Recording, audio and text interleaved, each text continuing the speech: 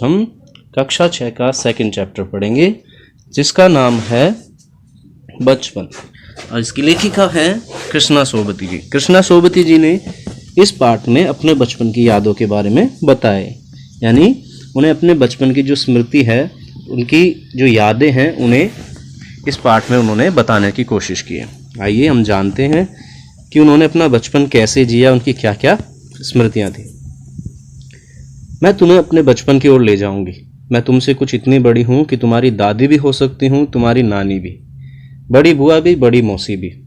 परिवार में मुझे सभी लोग जीजी कहकर पुकारते हैं। यानी जो कृष्णा सोबती जी हैं वह कह रही हैं कि उनकी उम्र इतनी है कि वो हम में से किसी की दादी की उम्र की, किसी की नानी की उम्र की, या फिर किसी की बुआ या बड़ी मौसी की उम्र की हो सकती है। लोग उन्हें उनके परिवार में अब जीजी कहकर बुलाते हैं। हाँ, मैं इन दिनों कुछ बड़ा बड़ा यानी शाना महसूस कर रही हूँ। शायद इसलिए कि पिछली शताब्दी में पैदा हुई। शताब्दी यानी 100 वर्ष पहले, यानी पिछले 100 वर्षों में मेरे पहनने ओढ़ने में काफ़ी बदलाव आए।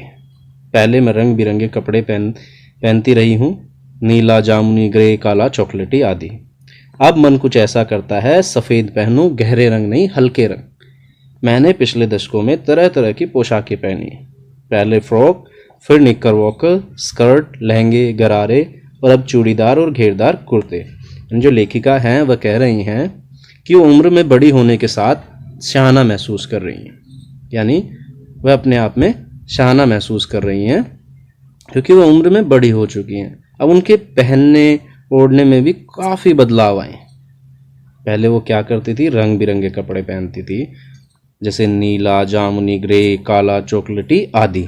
लेकिन अब उनका मन करता है कि सिर्फ सफ़ेद पहनो, ज़्यादा गहरे कलर के कपड़े नहीं, हल्के रंग के। उन्होंने पहले बहुत सारे कपड़े पहने, बहुत तरह तरह की पोशाकें पहनी, जैसे फ्रॉक, निक्कर वॉकर, स्कर्ट, लहंगे, गरारे, चूड़ीदार और घेरदार कुर्ते आदि। लेकिन अब वह सिर्फ हल्के कपड़े पहनती हैं। बचपन के कुछ फ्रॉक मुझे अब तक याद है। हल्की नीली और पीली धारी वाली फ्रॉक, गोल कॉलर और बाजू पर भी गोल कफ। एक हल्के गुलाबी रंग का बारीक चुनटों वाला घेरदार फ्रॉक, नीले गुलाबी रंग की फ्रिल। यानी उन्हें अपने बचपन की पोशाकें अभी तक याद हैं, और ज़्यादातर जो याद आती है वह है उनकी नीली और पीली धारी वाली फ्रॉक। उन दिनों फ्रॉक के ऊपर की जेब में रुमाल और बालों में इतराते रंग बिरंगे रिबन का चलन था। यानी जब बचपन में वो पहनती थे कपड़े, उस समय फ्रॉक में रुमाल हुआ करता था ऊपर की जेब में, और रंग बिरंगे रिबन जो बालों में लगाए जाते थे। लेमन कलर का बड़े पेंटों वाला गर्म फ्रॉक और उसके नीचे फर वाली टंकी थी। 2 ट्यूनिक भी याद है, एक चॉकलेट रंग का और अंदर कोटी प्याजी, दूसरा ग्रे और उसके साथ सफ़ेद कोटी। मुझे अपने मोजे और स्कर्टिंग भी याद है। बचपन में हमें अपने मोजे खुद धोने पड़ते थे, वह नौकर या नौकरानी को नहीं दिए जा सकते थे। इसकी सख्त मनाही थी। यानी जो लेखिका बचपन में अपने मोजे, स्कर्टिंग, जूते वगैरह ये सब वो खुद धोते थे, उनको नौकरों को नहीं दिया जाता था। इसके लिए सख्त मनाही थी, यानी कि ज़्यादातर काम स्वयं करो, अपना काम स्वयं करो वाली चीज़ पे जोर दिया जाता था उनके परिवार में। इसी वजह से हम बच्चे इतवार की सुबह इसी में लगते थे। धो लेने के बाद अपने अपने जूते पॉलिश करके चमकाते। जब जूते कपड़े या ब्रश से रगड़ते तो पॉलिश की चमक उभर कर आने लगती। सर्वर, मुझे आज भी बूट पॉलिश करना अच्छा लगता है। हालांकि अब नई नई किस्म की शू आ चुके हैं। शू का मतलब जूते। कहना होगा कि ये पहले से कहीं ज़्यादा आरामदेह है। हमें जब नए जूते मिलते उसके साथ ही छालों का इलाज शुरू हो जाता। यानी जो लेखिका है वह कह रही हैं कि जब वह जूते वगैरह धो लेते थे तो उन्हें पॉलिश करना पड़ता था, फिर वो कपड़े से रगड़ रगड़ कर उस पॉलिश को चमकाते थे। अब तो नए नए प्रकार के जूते आ गए जो कि काफ़ी आरामदायक भी हैं। यानी हम जैसे बाज़ार में नए नए तरीके के जूते ये देखते हैं ना, वैसे ही अब नए नए जूते आ गए जो आरामदायक है। पहले क्या होता था, जब जूते मिलते तो उनके साथ छालों का इलाज शुरू हो जाता। यानी जो नए जूते आते हैं वो कभी कभार हमारे पैरों में छाले पटक देते हैं, यानी छाले यानी काटने लगते हैं वो जूते। तो कईयों ने ये चीज़ महसूस की होगी, लेकिन अभी के जो जूते आए हैं वो आरामदायक हो गए हैं। जब कभी लंबी सैर पर निकलते अपने पास रुई जरूर रखते, जूता लगा तो रुई मोजे के अंदर। हाँ, तुम्हारे बचपन में तो बहुत फर्क हो चुका है। यानी लेखिका कहती है कि जब भी वह कहीं नए लंबे सफ़र पे जाते थे तो अपने साथ रुई रखते थे। क्यों? क्योंकि ज़्यादा देर जूते पहनने रहने से वो जूते काटने लगते थे, उनकी वजह से निशान पड़ने लगते थे, तो वहाँ पर वह रुई लगा लेते थे। जैसे अब हम करते हैं, तो हम जहाँ भी जाते हैं हमारे लिए जो जूते आते हैं वो इतने आरामदायक है कि हमें उस रुई की ज़रूरत नहीं पड़ती है। हर शनिचर को हम ऑलिव ऑयल या कैस्टर ऑयल पीना पड़ता था, यानी हर शनिवार को ऑलिव ऑयल या कैस्टर ऑयल पीना पड़ता था। यह एक मुश्किल काम था। शनिचर को सुबह से ही नाक में इसकी गंध आने लगती। छोटे शीशे के गिलास जिन पर ठीक खुराक के निशान पड़े रहते, उन्हें देखते ही मितली होने लगती। मुझे आज भी लगता है कि अगर हम न भी पीते तो वह शनिवारी दवा तो कुछ ज़्यादा बिगड़ने वाला नहीं था, सेहत ठीक ही रहती। यानी लेखिका बताती हैं कि उन्हें हर शनिवार कैस्टर ऑयल या ऑलिव ऑयल पीना पड़ता था, जिसकी वजह से उन्हें हमेशा गंद सा महसूस होता था या फिर उल्टी आने का सा मन होता था उस समय जब वो पीते थे। उन्हें अभी भी वो याद है, शीशे के छोटे छोटे गिलास जिन पर एक ठीक खुराक के निशान लगे हुए थे, यानी इतना ही पीना है या इतना डालकर पिलाना है। तो वो कहती हैं कि अगर वह नहीं भी पीते वो दवा, शनिवारी दवा, तो उनके हिसाब से उनकी सेहत ठीक ही रहती। तुम्हें बताऊंगी कि हमारे समय और तुम्हारे समय में कितनी दूरी हो चुकी है, यहाँ तक कि बचपन की दिलचस्पियाँ भी बदल गई है। यानी लेखिका बता रही हैं कि हमारे बचपन में और उनके बचपन में इतना अंतर है कि लोगों की पसंद नापसंद भी बहुत ज़्यादा बदल चुकी है। याद रहे, उन दिनों घरों में ग्रामोफोन थे, रेडियो और टेलीविज़न नहीं थे। हमारे बचपन की कुल्फ़ी आइसक्रीम हो गई, कचौड़ी समोसा पेटीज़ में बदल गया, सहतूत और फालसे और खसखस में के शरबत कोक पेप्सी में। यानी वो बता रहे हैं कि कैसे हमारे और उनके बचपन में अंतर आया। पहले क्या हुआ करते थे? ग्रामोफोन हुआ करते थे, रेडियो और टेलीविज़न नहीं होते थे। ग्रामोफोन बच्चा एक बड़ा सा भोपू टाइप का सा होता है और उसमें एक सीडी लगाई जाती है, बड़ी गोल सी, उस पर लगा के उसमें म्यूज़िक सुना जाता है, ठीक है। लेकिन अब हमारे पास वो देखने को नहीं मिलता। हमारे पास रेडियो टेलीविज़न आदि, अब तो कंप्यूटर भी आ चुके हैं। जैसे लेखिका के बचपन में कुल्फ़ी थी, वो आजकल आइसक्रीम हो गई है, कचौड़ी समोसा वो पेटीज़ में बदल गए हैं। यानी हमारे और उनके बचपन में बहुत ज़्यादा अंतर आ चुका है। उन दिनों कोक नहीं, लेमनेड विम्टो मिलती थी। शिमला और नई दिल्ली में बड़े हुए बच्चों को रैंगसर और डेविको रेस्टोरेंट की चॉकलेट और पेस्ट्री मज़ा देने वाली होती है। हम भाई बहनों की ड्यूटी लगती शिमला मॉल से ब्राउन ब्रेड लाने की। हमारा घर मॉल से ज़्यादा दूर नहीं था। एक छोटी सी चढ़ाई और गिरजा मैदान पहुंच जाते, वहाँ से एक उतराई उतरने पर मॉल पहुंच जाते। कन्फेक्शनरी काउंटर पर तरह तरह की पेस्ट्री और चॉकलेट की खुशबू मन भावनी थी। हमें हफ्ते में एक बार चॉकलेट खरीदने की छूट थी। सबसे ज़्यादा मेरे पास ही चॉकलेट टॉफ़ी का स्टॉक रहता। मैं चॉकलेट लेकर खड़े खड़े कभी नहीं खाती, घर लौटकर साइड बोर्ड पर रख देती और रात के खाने के बाद बिस्तर में लेटकर मज़े से खाती थी। यानी लेखिका बताती हैं कि उनके वहाँ मॉल था जहाँ से वह ब्रेड वगैरह लेके आते थे, उनकी ड्यूटी सी लग जाती थी, यानी आज ये लाएगा आज वो लाएगा, इस तरीके से। तो वहाँ से ये सब चीज़ें सामान लेके आते थे और वहीं से तरह तरह की चॉकलेट वगैरह भी लेके आते थे। लेकिन लेखिका को चॉकलेट वगैरह इकट्ठे करने का भी शौक था। वह ऐसे ही लेते ही नहीं खाती थी जैसे कि उनके दूसरे भाई बहन खा लेते थे कि चॉकलेट ली दुकान से और वहीं खा ले। वह क्या करती थी, चॉकलेट को घर ले आती थी और रात को खाना खाने के बाद बिस्तर पर लेटकर मज़े से खाती थी। शिमला के कामफल भी बहुत याद आते हैं, खट्टे मीठे, कुछ एकदम लाल, कुछ गुलाबी, रस भरी कसमल, सोचकर ही मुंह में पानी भर आया। चेस्टनट एक और गजब की चीज़, आग पर भुने जाते और फिर छिलके उतार कर मुंह में। चने जोर गरम और अनारदाने का चूर्ण। हाँ, चने जोर गरम की पुड़िया जो तब थी वह अब भी नजर आती है। पुराने कागजों में बनाई हुई इस पुड़िया में निरा हाथ का कमाल है। नीचे से तिरछी लपेटे हुए, ऊपर से इतनी चौड़ी कि चने आसानी से हथेली पर पहुंच जाएं। एक वक्त था जब फिल्म का गाना चना जोर गरम बाबू मैं लाया मजेदार चना जोर गरम उन दिनों स्कूल के हर बच्चे को आता था। यानी लेखिका बताती हैं कि उनके बचपन में किस तरह की नई नई मिठाइयाँ या नए नए तरीके के बच्चों को लुभावने जो चीज़ें आती थी वो मिलती थी। जैसे आज के समय में भी एक ऐसी चीज़ है जो पहले भी थी और वो आज भी, वो है चना जोर गरम, जो कि एक लिफाफे टाइप में आता है, जो नीचे से बिल्कुल पतला और ऊपर से खुला हुआ मुंह होता है ताकि हथेली पर आ जाए। यानी शंकु देखा होगा, मैथ में भी पढ़ते हैं, शंकु या सॉफ्टी जो होती है उस टाइप का लिफाफा होता था वो।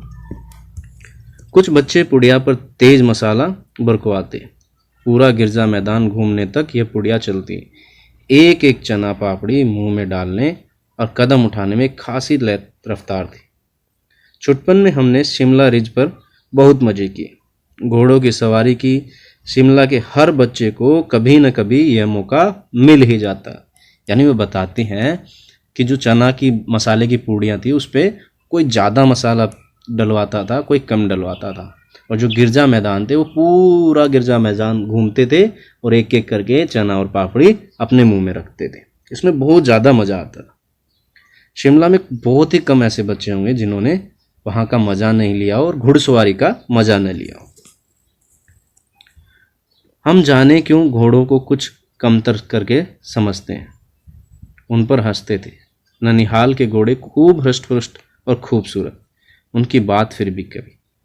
शाम को रंग बिरंगे गुब्बारे, सामने जाखू का पहाड़, ऊंचा चर्च की घंटियां बजती तो दूर दूर तक गूंज फैल जाती। लगता इसके संगीत से प्रभु यीशु स्वयं कुछ कह रहे हैं।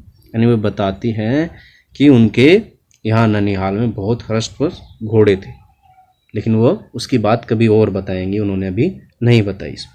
लेकिन वो घोड़ों के बारे में बताते हैं कि घोड़े बहुत ही अच्छे होते हैं, उन्हें हम लोग कमतर समझते हैं। वो बताती हैं कि वो शाम को रंग बिरंगे गुब्बारे लेते थे, चर्च की घंटियाँ सुनते थे और बहुत ज़्यादा गूंजती थी। चर्च की घंटी थी वो बहुत ज़्यादा आवाज़ आती थी, तो ऐसा लगता था कि प्रभु यीशु स्वयं कुछ कहने आ रहे हैं। सामने आकाश पर सूर्यास्त हो रहा है, गुलाबी सुनहरी धारियाँ नीले आसमान पर फैल रही। दूर दूर फैले पहाड़ों के मुखड़े गहराने लगे और देखते देखते बत्तियां टिमटिमाने लगी। रिज पर रौनक और माल की दुकान की चमक में क्या कहने। स्कैंडल पॉइंट की भीड़ से उभरता कोलाहल। सर्वर स्कैंडल पॉइंट के ठीक सामने उन दिनों एक दुकान हुआ करती थी, जिसके शोरूम में शिमला कालका ट्रेन का मॉडल बना हुआ था। इसकी पटरियां, उस पर खड़ी छोटे छोटे डिब्बों वाली ट्रेन, एक और लाल टिन छत वाला स्टेशन और सामने सिग्नल देता खंबा, थोड़ी थोड़ी दूरी पर बनी सुरंगें। यानी वो बताती हैं कि जो शाम को सूर्यास्त होता है तो उस समय आसमान में सुनहरी धारियाँ नीले आसमान में फैल जाती हैं और दूर दूर पहाड़ों के मुखौटे गहराने लगते हैं। यानी पहाड़ दूर दूर से अंधेरे में होते हुए दिखते हैं, बत्तियां टिमटिमाने दिखती है।